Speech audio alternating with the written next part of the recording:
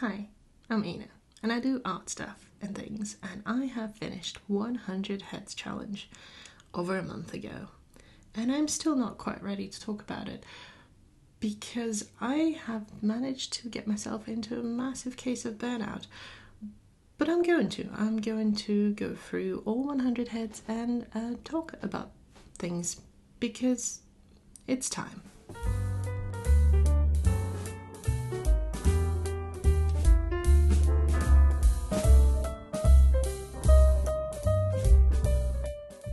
Why did I decide to do 100 Heads Challenge in the first place? Well, truthfully, this year artistically has been a dumpster fire. That's clearly not a head, ignore that, that's nothing. So I thought a challenge would be a nice way to get into things and upskill. And I feel like it has done that. The problem is it has taken over my life because I've been doing it since February and I finished in September, so that was a big part of the year.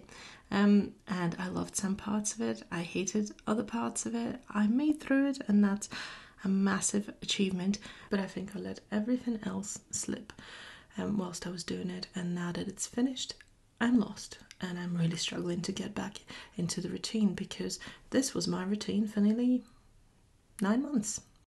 What this challenge has demonstrated for me, which should have been pretty obvious but wasn't, is that progress is not linear. These are my very early sort of first 10-15 portraits. As you can see, the quality differs very much. Some are pretty good, others are a hot dumpster fire. Not these two. These two are good. I love them, especially the eyes on this lady. Look at that. It also taught me that I cannot pick whether something's going to be easy or hard. Some of the references looked easy and I thought, it's going to be a doddle, and then I cried. And others I was terrified of approaching and then they were easy. For example, the one on the left, not the one I'm pointing to right now, but the other one, I thought is going to be easy and it wasn't, and it's a hot mess, cold mess, I guess. But I persevered and moved on and then made some more messes. This poor girl does not have misaligned eyes like that. That was entirely my fault and I fully apologise. Oh yeah, I was working on a series of postcards, or just cards. I was going to call them the pan-fried vegetables because I'm hilarious, shut up. I was actually really happy with this head. I thought I cracked the code, and then this one happened. This one was part submerged in the water and it really broke my brain. I don't think it's a bad result, but it could be better. One day I'll try it again, but not today. This one was fine, but it looks nothing like the reference, so I'm struggling with likeness at this point. I have to point out the reference board had a lot of busts and statues. This guy I did in the dark, and that's why the colours are a bit odd. I thought I picked red and it was pink. And then statues and busts. This creepy child was that creepy. This is the reference. As you can see, it's fairly accurate. Maybe the angle's a bit off, but what are you going to do? Some of the busts were very similar. Some of them were the same busts at very slightly different angles. I thought that this one was the same as that, and it wasn't. It was tiny bit different, but I got really confused with the first one because I think I started painting one and then ended on the other one, and hence the mess. This was my first ever gouache painting. I bought some hemi gouache and I tried it, and I really do like gouache, but I have no idea what I'm doing with it. I'm learning, but my learning process is have a go and see what happens. Because even though I try to watch some videos, too much explanation, too much talk about consistency and is it coffee, is it tea? I don't know. So that's the end of the first sketchbook, and yes, you are a champignon. At this point I thought, hey, we're cooking on gas. Let's invest in a nice sketchbook for some of the other paintings. And I did. I bought this really fancy Hanimal cotton rag, 100% cotton, sketchbook that was ridiculously expensive, even with the discount, and I absolutely hate it. It just does not blend. It absorbs. It's basically glorified toilet paper. I would not recommend to anyone. Maybe you had a better experience with it. I don't understand. I think I got dud because it was just impossible to blend. It was not granulating. This paper is doo-doo. Okay, let's not beat around the bush. It was shit. Okay, don't buy it. Despite the quality of the paper, I think I've done some beautiful things here. Even if I say so myself, I absolutely loved the lady on the left. So many vibrant colours. I managed to capture some of that. Some people said that the hand was too big, but there were people who had absolutely no art in their accounts. Funny that. This girl had a bit of pigment missing from the skin and hair. I believe it's called vitiligo, but I found it really hard to depict. I should try again one day, because I feel like I didn't do her justice. This guy is fine, but his eyes are too close. They're not that close. And then we have another bust, but this painting was my favorite for quite some time. I feel like here I got the likeness pretty well. Pretty good. Damn. That you do. Words are hard, okay, guys? Words are hard. The likeness was good. Let's move on. Nothing to say about these two. They are fine. Let's move on. And here I was going for this. And instead, I believe I achieved more that. What do you think? Let me know. This guy, I thought I failed, but then went back the next day and he looks fine. He's fine. This was another gouache attempt, and that is one of the very late paintings. Can you see the difference? Can you see the difference in quality?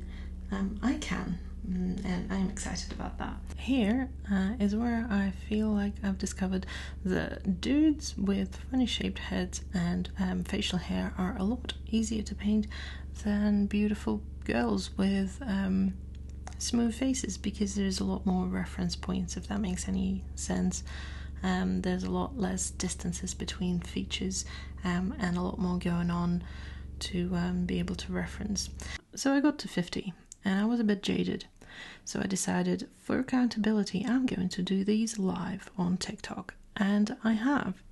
I've been waking up at about 4:30 every morning. Well, not every morning, but some mornings.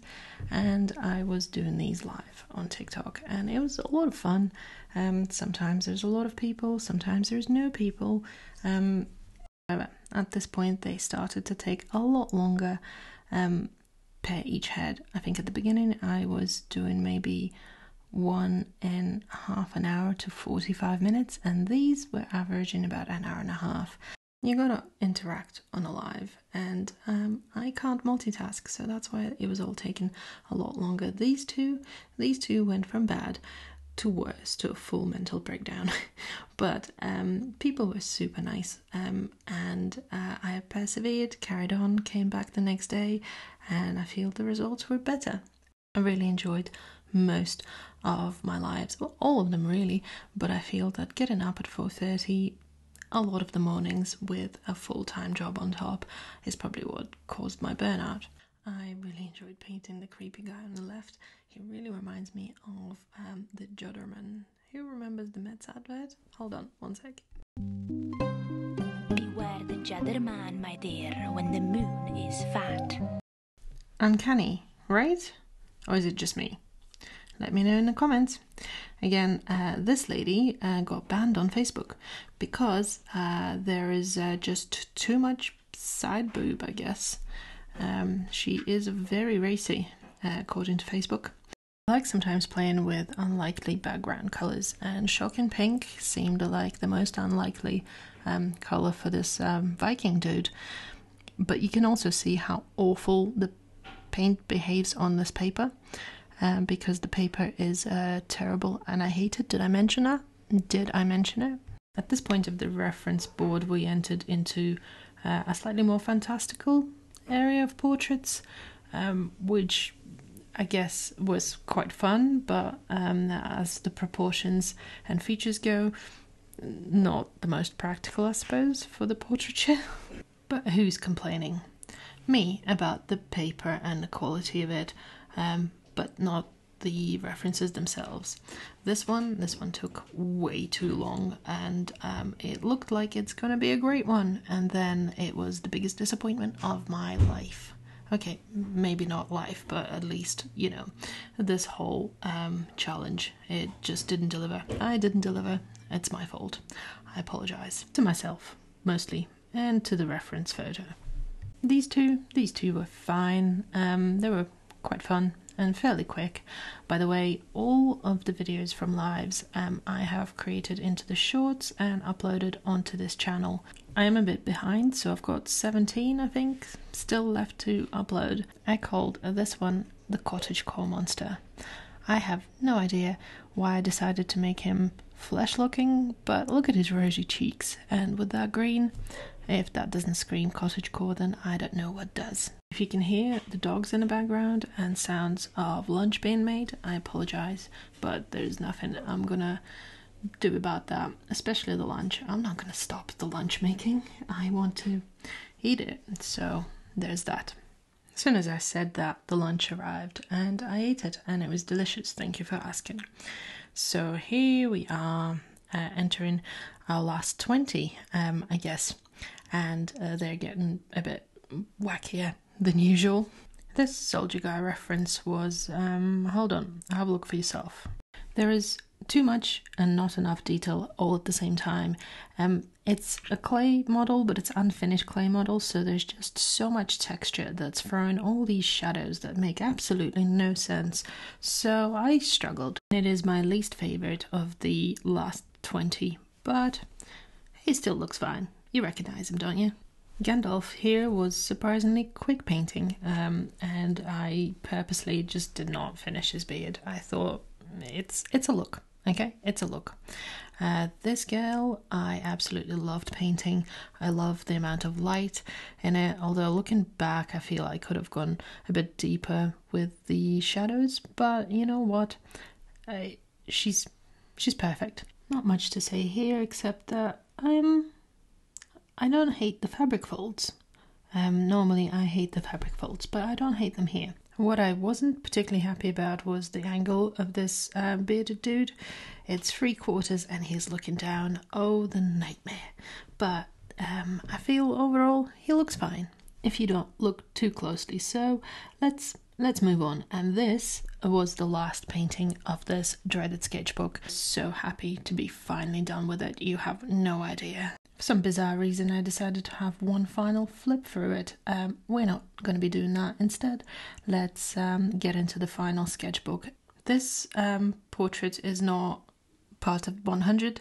This one I've done as part of a video on how I sketch portraits without the grid, and I'll link it somewhere here just for your reference if you're interested. The texture of this paper was a bit rough for portraits in my personal opinion, but apart from that, I loved it. It was miles away from that piece of shit.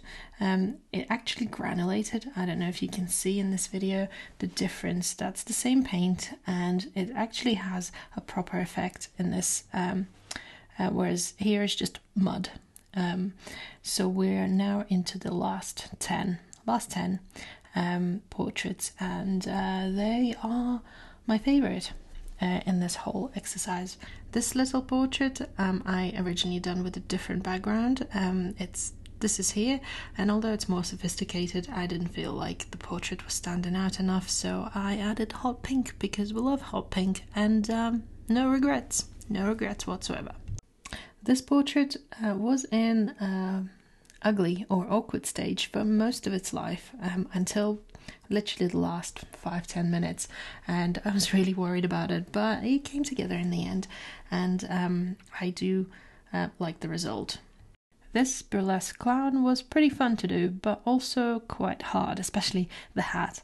The hat gave me grief. It was just, I did not know how to do it, but in the end, I feel it works. If you don't look too closely, it's fine. It all works together, and it's a good result. This guy, however, was the hardest painting of the whole lot. Just of all 100, he was the hardest. He's got this face paint, there's a lot of saturation and elements, and I struggled, but I'm really happy with the end result. So, great success. You have no idea how much easier that one was.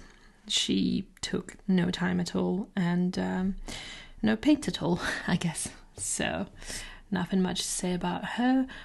This guy was fun. I do love a beard, and the turban was pretty fun to paint. And then we have the clown. I feel the background makes her a sad clown with a fun background. This guy, I feel, is probably the best painting of 100. And yes, I added shiny metallic paint into the background because why not? Why not indeed? And now for number 100. This child I have done before, maybe about 15 months ago. And I've got it somewhere here. Let me shake it loose and you'll see the difference. And hopefully you can see the progress. I feel it's subtle, but it is definitely progress. Especially, you can see it in the hat and the clothes. I am very happy with the fact that I did not do this in vain, and it actually did upskill me. Would I do this again? Never say never. I'll keep you updated. What's next? Well, I have started working on 100 movies challenge. I've done 2 so far. It's not going anywhere particularly quick. It's fun, but it is a lot harder than this because there's a lot more elements. So in the meantime, thank you very much for watching. Watch the space, and bye!